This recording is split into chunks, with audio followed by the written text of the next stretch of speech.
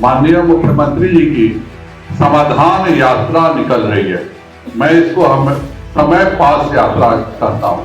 तो दोनों माननीय मुख्यमंत्री जी और उप मुख्यमंत्री जी दोनों एक साथ घूम करके बिहार के समस्याओं को बढ़ाने का काम कर रहे हैं। माननीय वित्त मंत्री जी गलत बयानी करते हैं, उनके मंत्री गलत बयानी करते हैं। मैंने तो नीतीश जी को कहा कि अगर मैं गलत बोल रहा हूं तो सरकार मेरे ऊपर केस क्यों नहीं कर रही है। बिहार में कुछ भी समाधान नहीं हो रहा है। मेरा माननीय मुख्यमंत्री जी और उप मुख्यमंत्री जी का अनुरोध रहेगा कि कृपया कर पर्यटन छोड़ करके जो ये हर जिलों में पर्यटन कर रहे हैं और एक गांव का पर्यटन के लिए उनके लिए रंग रोगन किया जा रहा है, पर्यटन छोड़ करके। बिहार के मुख्यमंत्री नीतीश कुमार इन दिनों समाधान यात्रा पर निकले हुए हैं, लेकिन इसको देखते हुए बीजेपी लगातार बिहार के मुख्यमंत्री नीतीश कुमार पर हमलावर है। बिहार प्रदेश अध्यक्ष बीजेपी के संजय जायसवाल उन्होंने एक प्रेस वार्ता बुलाई है, जिसमें बिहार के मुख्यमंत्री नीतीश कुमार पर जमकर हमला बोला है संजय जायसवाल ने यह साफ कहा है कि मुख्यमंत्री नीतीश कुमार जिस तरीके से समाधान यात्रा कर रहे हैं, यह एक समाधान यात्रा नहीं है। यह जो यात्रा है वो समय पास यात्रा है। नीतीश कुमार समय जो है वो पास कर रहे हैं, तो वहीं जनता से, लोगों से नहीं मिल रहे। नीतीश कुमार उप मुख्यमंत्री भी नहीं मिल रहे हैं। केंद्र की योजनाओं पे काम नहीं हो रहा है। खाद से जो लोग हैं, जो किसान हैं, वो काफ़ी परेशान चल रहे हैं। इस पर बातें नहीं हो रही, चर्चाएं नहीं हो रही है। तो वहीं गिने चुने लोग जो है आस पास जो है नीतीश कुमार के घूमते रहते हैं। देखा जाए तो संजय जायसवाल ने यह भी कह दिया है कि नीतीश कुमार जिस तरीके से दावा करते युवाओं को रोजगार दिया जा रहा है, वो भी दावा नीतीश कुमार का फेल है।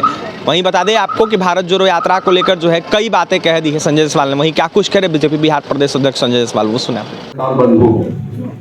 विगत कुछ दिनों से माननीय मुख्यमंत्री जी की समाधान यात्रा निकल रही है। मैं इसको समय पास यात्रा कहता हूं।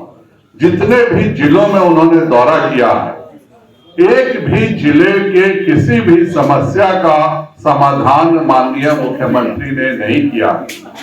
एक भी प्रेस ब्रीफिंग नहीं होती है कि जिस जिले में वो पहुंचे वहां की जो केंद्र सरकार की योजनाएं हैं, जिनके लिए वो भूमि नहीं दे रहे हैं, जिनके लिए वो कोई कार्य नहीं कर रहे हैं, अपनी तो कोई योजना उनकी है नहीं, जो भी योजना है केंद्र सरकार की है।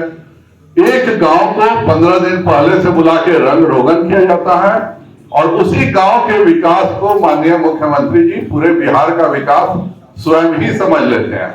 और ये दोनों माननीय मुख्यमंत्री जी और उप मुख्यमंत्री जी दोनों एक साथ घूम करके बिहार के समस्याओं को बढ़ाने का काम कर रहे हैं।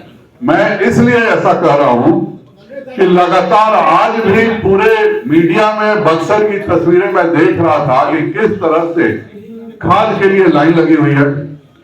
बिहार में अभी 69,000 मेट्रिक टन यूरिया उपलब्ध है, अर्थात बिहार में आज केवल 13,80,000 बोरा यूरिया का उपलब्ध है। और आज से पहले पिछले 30 दिनों में कभी भी 13,80,000 बोरा से कभी भी कम यूरिया बिहार में उपलब्ध नहीं रही है। माननीय वित्त मंत्री जी गलत बयानी करते हैं, उनके मंत्री गलत बयानी करते हैं। मैंने तो नीतीश जी को कहा कि अगर मैं गलत बोल रहा हूं तो सरकार मेरे ऊपर केस क्यों नहीं कर रही है। आज भी मैं कह रहा हूं कि 69,000 मेट्रिक टन बिहार को उपलब्ध है। 69,000 मेट्रिक टन को उतना ही नहीं, डीएपी 1,09,000 मेट्रिक टन है, एमओ 37,000 मेट्रिक टन उपलब्ध है, एनपीकेएस 93,000 मेट्रिक टन उपलब्ध है। तो जब यूरिया 13,80,000 बोरा बिहार में उपलब्ध है, फिर किस परिस्थिति में हमारे किसानों को नहीं मिल रहा। अगर यह समाधान नीतीश कुमार जी करते तो एक बिहार के किसानों को मदद होती। आज भी सीटीईटी बीटीईटी के बच्चे उस 10 लाख नौकरी के कलम को खोज रहे हैं कि वह कब उप मुख्यमंत्री जी का वह कलम कहां गायब हो गया है कि वह प्रकट हो जाए। और कम से कम जो भाजपा और एनडीए के शासनकाल में जो 1,15,000 शिक्षकों की बहाली की बात थी, वह तो कम से कम कर देते। बिहार में भी प्रश्न पत्र, हर प्रश्न पत्र लीक होता है। और इतना ही नहीं होता है, पूरे हिंदुस्तान में कहीं भी प्रश्न पत्र लीक होता है तो उसका जब ओरिजिन खोजा जाता है तो वह नालंदा में मिलता। आखिर उत्तर प्रदेश में भी प्रश्न पत्र लीक हुआ तो वह नालंदा के व्यक्ति के द्वारा हुआ। मध्य प्रदेश का व्यापक घोटाला का जब खोला गया उसकी फाइलें तो वह भी नालंदा के व्यक्ति के द्वारा थी। तो क्यों नहीं हम लोग यह समझे कि यह सारा प्रश्न पत्र लीक सरकार की मर्जी से हो रहा है। बगल के यूपी में टीटी का प्रश्न पत्र लीक हुआ, माननीय मुख्यमंत्री जी ने सभी की अरेस्टिंग की, सभी बच्चों को कहा कि आपका एडमिट कार्ड ही आने जाने का मुफ्त का उत्तर प्रदेश रोड निगम का पास होगा, आपको दोबारा परीक्षा नहीं देना पड़ेगा।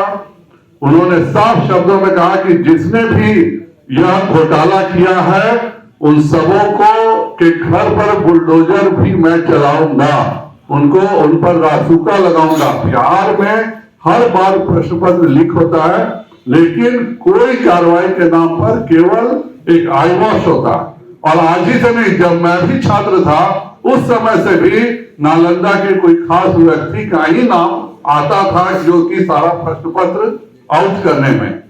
तो बिहार सरकार को अगर समाधान करना है तो हमारे बच्चों को परीक्षा ईमानदारी से हो जाए, वरना पिछले बार तो हुआ कि कोई धांधली नहीं हुई है और जिसको इस बार महिला को पकड़ा गया उसका बेटा ही कंप्लीट किया है। यही बताता है कि पिछले बार का भी जो परीक्षा था वह पारदर्शी नहीं था। आप बच्चों के ऊपर लाठियाचार्ज करते हैं। उत्तर प्रदेश में 24 घंटे में फैसला हो गया, प्रश्न पत्र रद्द हुआ, 1 महीने में फिर से उसके एग्जामिनेशन हो गया और पूरे तरह से ट्रांसपेरेंट हुए, सभी के ऊपर कार्रवाई हुई घोटाले करने वालों पर। बिहार में कुछ भी समाधान नहीं हो रहा है। मेरा माननीय मुख्यमंत्री जी और उप मुख्यमंत्री जी से अनुरोध रहेगा कि कृपया कर पर्यटन छोड़ करके, जो ये हर जिलों में पर्यटन कर रहे हैं और एक गांव का पर्यटन के लिए उनके लिए रंग रोगन किया जा रहा है, पर्यटन छोड़ करके बिहार के छात्रों के भविष्य की वो रक्षा करें, फिर से कोई प्रश्न पत्र लीक नहीं हो इसकी चिंता करें, बिहार के किसानों को यूरिया दिलाने की चिंता करें।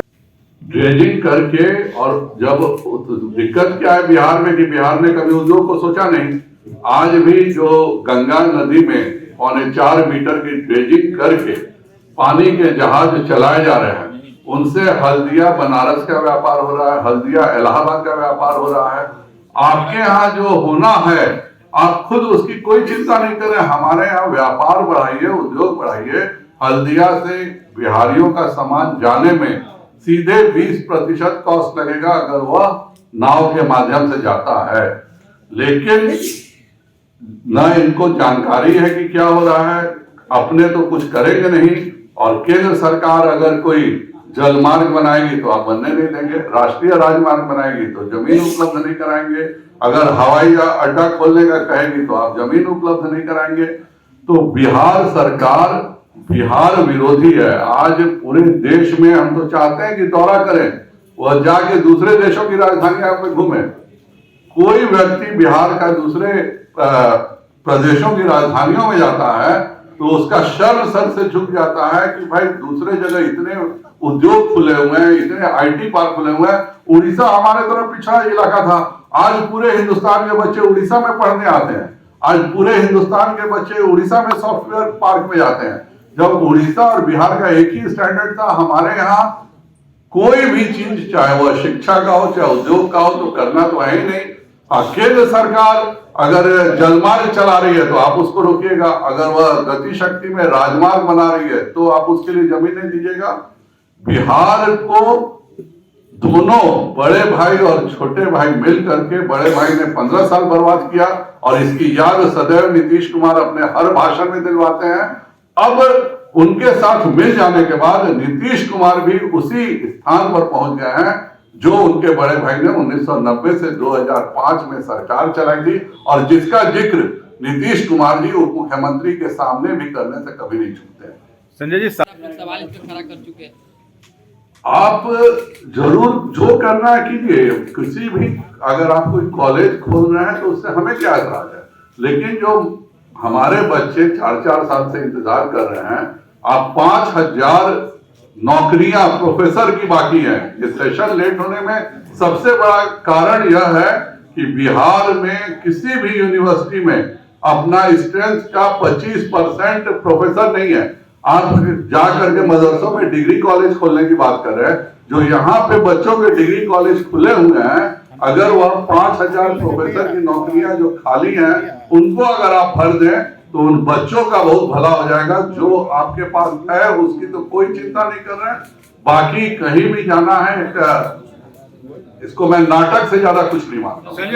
आज के डेट में यूरिया पड़ा हुआ है तो उसका उपयोग आप किन परिस्थितियों में नहीं कर रहे हैं? आप बैठ के इसका समाधान निकालिए।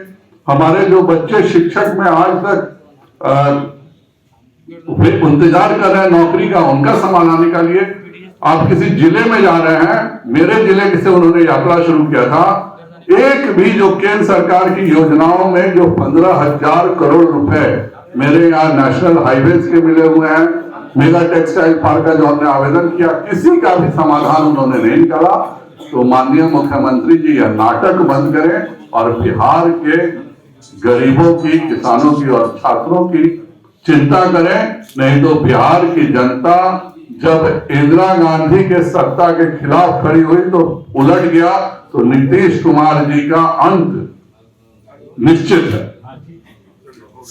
तो आपने सुन लिया क्या कुछ कह रहे थे बीजेपी बिहार प्रदेश अध्यक्ष संजय जायसवाल। उन्होंने बिहार के मुख्यमंत्री नीतीश कुमार, उप मुख्यमंत्री तेजस्वी यादव और बिहार सरकार पर जमकर हमला बोला है। तो वहीं राहुल गांधी के भारत जोड़ो यात्रा को लेकर भी बड़ा बयान दिया है। उनका साफ कहना है कि जिस तरीके से भारत जोड़ो यात्रा किया जा रहा है वो बस दिखावा है, कुछ भी नहीं होगा भारत जोड़ो यात्रा करने से। तो वहीं 50 के अंदर अब सिमटा के रख देंगे कांग्रेस को। तो क्या कुछ कह रहे थे भारत जोड़ो यात्रा को लेकर या फिर नीतीश कुमार को लेकर संजय जायसवाल, आपने सुना है। और भी तमाम खबरों के लिए NBC 24 के साथ बन रहे हैं पटना से सहयोगी के साथ अभिषेक।